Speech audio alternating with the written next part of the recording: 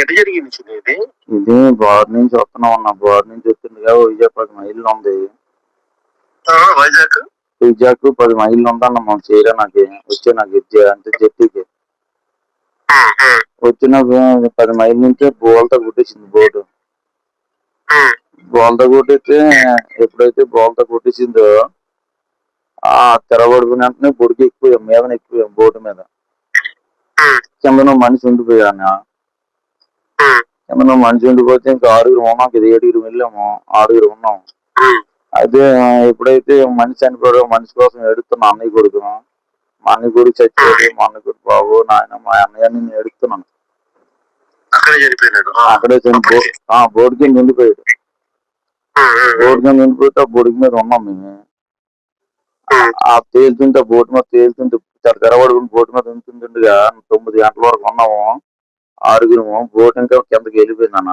ఈ 6 ఈస్తున్నాము 12 అవుతుందో 11 అవుతుందో తెలీదు. ఆ టైంలో ఇంకో మనిషి కనిపించలేదు అన్న. కనిపిపోతే ఇంకా 5 ఉన్నాం. 5 ఉంటే ఆ మనిషి మరి కనిపిపోతే మనం ఏం చేస్తాం మళ్ళా 5 ఒక్కడే ఉందాము తెల్లవారిన దాకా అని చెప్పేసి ఉన్నామన్నా. ఉంటే సరే 4 అవుతుందన్న. 4 అవుతుంటే షిప్ కనిపిస్తుంది. అయితే షిప్ గారికి ఎలాగైనా వెళ్ళాలని చెప్పేసి వెళ్దామని అంటే మా అన్నయ్య అన్నాడు నేను రాలేనురా చచ్చిపోతాను. నేను తెప్పలు గిప్పలు వస్తే జాలాలు తెప్పలిపోతాను. నేనైతే రానంటా చచ్చిపోతాను అన్నాడు. చచ్చిపోతానంటే ఇంకా 4 ఉన్నాము. అయితే ఈ మాట్లాడుతున్నావు ఏటనయా నువ్వు చెప్పినోడు పెద్దోడు అని అంటే లేదురా నేను చచ్చిపోతాను. నా కాళ్ళు తెరబడిపోయి నన్ను ఎదలేకపోతుంటా అన్నాడు. సర్లే మేము షిప్ కాడికి వెళ్తాము. షిప్ మాకు 30 కిలోమీటర్లు ఉంటుంది అన్న. ఒడిసి అంటే షిప్ సాయం ఉంది. మా ఒడిసికి ఎదరున్నామన్నా. అలా తేలికెళ్ళిపోయినా వెళ్ళిపోదాం అని చెప్పేసి ఆ షిప్ కాడికి అలాగా చేరుకుందామని 4 వెళ్ళవసరికి అయితే 4 అవ్వట్లేదు. ఇబ్బంది అయిపోతుంది. అప్పుడు కోర్సులు మాకు ఎవరో ఇబ్బంది అయిపోతే అప్పుడు నేను ఏడ్ చేశాను మీరు 3 అంటారా నన్ను చెంగల్కి వెళ్తాను షిప్ దగ్గర అయిపోయింది చెంగల్కి వెళ్తాను ముగ్గురు మీరు రండి కలిసి రండి అంటే సరే మా ఈదికి వెళ్ళాను అన్నాడు మా అన్నయ్యలు ఫ్రెండ్ కుర్రోడు. అది వెళ్ళాను సైన్ పెట్టి మా ఆ కుర్రోడే నాకు చెప్పాడు అన్ని. అయితే నేను ఏడ్ చేసి నీతికి వెళ్తాను ఈతకి వెళ్తుండగా ఇంక ఇల్లు రాకపోతే మళ్ళీ ఈ దగ్గర దివాల్సి వచ్చాను. అలాగా నాకు అలుపు వచ్చేస్తుంది. కొద్దిగా దగ్గర చిన్న కోర్సులు అనమాట. అక్కడ అలా ఉండేసి యాంకరేసి సైన్ పట్టేసిన వెంటనే కెరట వచ్చి తప్పుని కొట్టింది. తప్పుని కొట్టగలు ఎగిరిపోయిన వెంటనే వాడికి పక్కకొట్టుకుని వెళ్ళిపోతాను. వాడు పక్కకొట్టుకుని వెళ్ళిపోతుంటే అప్పుడు అన్నను ఈ బొంటి మీద బనీలు తీసి కాపాడండి సార్ బాయ్ కాపాడండి అంటే అప్పుడు నైఫ్ జాకెట్ ఇసిరాలన్నా హిందీవులు అనమాట అంటే నేపాలీవులు. నైఫ్ జాకెట్ ఇసుకెళ్ళి ఆ నైఫ్ జాకెట్ కి చేతి పట్టుకుని కింద జాలు వేసాలి. ఆ జాలు నుంచి పైకి లాగాలన్న. పైకి లాగినంటే 2 వాటర్ బాటిల్ పట్టాలి. అప్పటి నుంచి నా గుండెలో తెరబడిపోయి నాకు అయినది మైంది అన్న.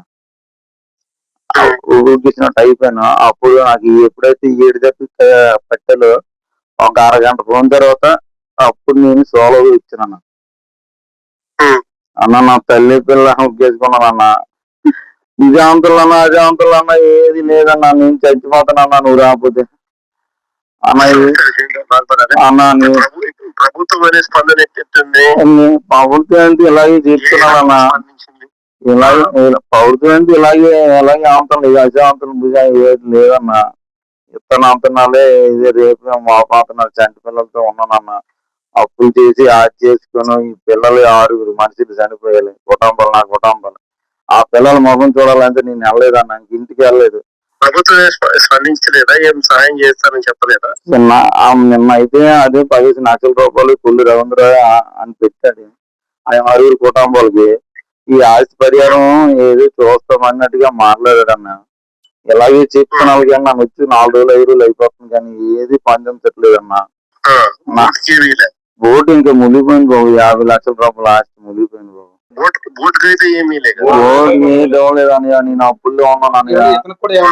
మనం అడిగేది కూడా కనీసం బోట్ కన్నా ఈకపోతే మన బోటు గీతిపోతే మా జీవితాలన్నీ నాశనం అయిపోయినట్టే కదా. నాన్న చచ్చిపోతున్నాను చదువుతున్నాడు ఒత్తి తీసుకొచ్చి కర్మ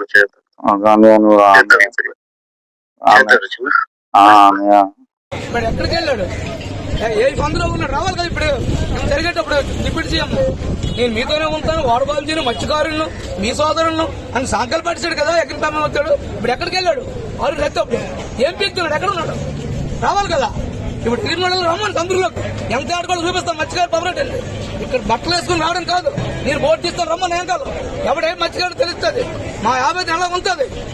మేము పిల్లలతో బుక్ చేసి వస్తామో రామో వచ్చే వరకు తెలియదు వాళ్ళు ఏమవుతారో ఏం పోతామని. ఈ రోజు రిపీట్ సీఎం ఎక్కడున్నాడు? మీ మనసుని మీతోనే ఉంటాను, మీతోనే సాగుతానని చెప్పిన సీఎం ఏడు ఎక్కడున్నాడు? ఒక్కడు రాను వచ్చి ఫోటోలు తీసుకుని వెళ్ళిపోతున్నారు. ఇంప్లిమెంటేషన్ వచ్చి వెళ్తాను వచ్చి కాళ్ళు ఏడుకుంటారు. ఇప్పుడు లేని ఒక్కోటి ఎక్కడికి ఇంకా మీతోనే ఉంటారు. రమ్మని బోర్డు ఇప్పుడు ఎక్కడ ఎగిరి రాయండి అతను బోర్డుకు నా బోర్డు తీస్తాను. ఎవడు ఎంత బోర్డు కూడా మత్స్యకారుతో తెలుస్తుంది. మత్స్యకారుతో పోరాడదు ఎవడు. ఓ శక్తి ఎక్కడ పడిపోతే బాడీ అనిపిస్తుంది. ఒక కూలి పని చేసినాడు కాళ్ళు నరుకున్నాడు బాడీ అనిపిస్తుంది. మేము ఎవరు మా బాడీ ఎక్కడ చూపించాలి? మీ మత్స్యకారుగా కొట్టడం తప్ప మీరు ఎలాంటి మీరు మత్స్యకారులు తీసేటప్పుడు మా దగ్గర రాకండి ఓట్లకు. మీరు ఎవరు తప్పించలేండి వెళ్ళి మత్స్యకారులు అనేటప్పుడు మత్స్యకారులతో మాట్లాడాలి. మీతోనే ఉంటాను, మీకు గుంటులో ఉంటాను గుర్తుంది ఏడు ఎక్కడుంది? 6 పేనలు పోయాయి. ఇప్పుడు ఎవడో స్పీస్తున్నాడు. మాకు ఇప్పుడు న్యాయం కావాలి. ఆ 10 రొట్టెలు అంటే తెలిపోమని ఎలాగో పోయినట్టు పోతాం. మత్స్యకారులు లేడని చూపిస్తాం.